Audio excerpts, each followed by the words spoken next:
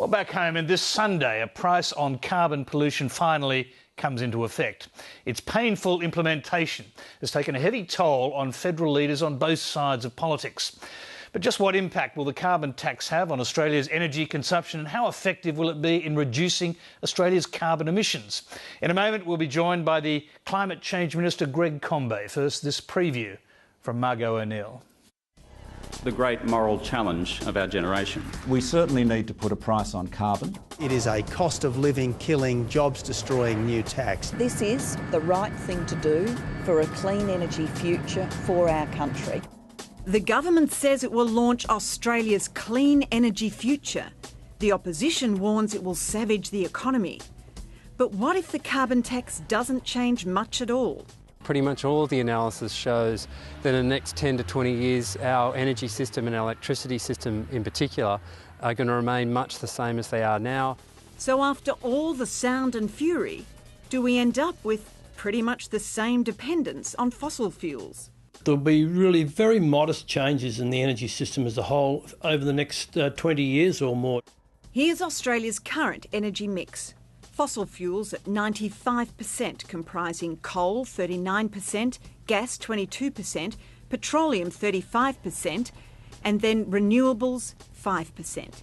In 2035, government projections show fossil fuels 91%, comprising less coal at 21%, more gas at 35%, petroleum 36%, and renewables increasing to 9%. This is sort of one of the great ironies, so much blood over such a modest scheme. So will the carbon tax achieve key goals? For instance, how much does it contribute to cutting Australia's greenhouse gas emissions? Well, domestic carbon emissions will continue to grow for another 15 years to 2027, not dropping back down to current levels until 2045.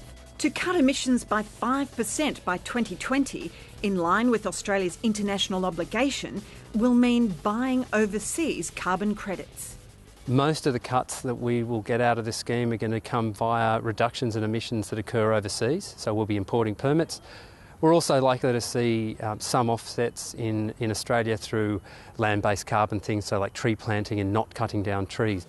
And how much does the carbon tax spur major investment in renewable energy? If you're looking for a clean energy future in Australia, it's not going to come through this scheme in the short term. This is a scheme for your kids and your grandkids primarily. These independent experts doubt that $23 a tonne will drive radical reform. Even less so if the price drops to the government-ordained floor price of $15. I don't think anyone could pretend that $15 is going to drive a dramatic change in the economy. We need something more substantial than that. But it certainly prevents us from doing something stupid like building another coal-fired power station. The point is to signal to the economy in the long term, so that's over the 20 to 50 year period, that the current dependence on fossil fuels can't go on and that we need to start slowly making choices to shift over to alternative technologies. Although once momentum starts to build, change could occur faster. Business will innovate and they'll come up with cheaper ways of being able to supply energy that might surprise us, and so we end up with a greater change than perhaps what people are initially expecting. Margot O'Neill, Lateline.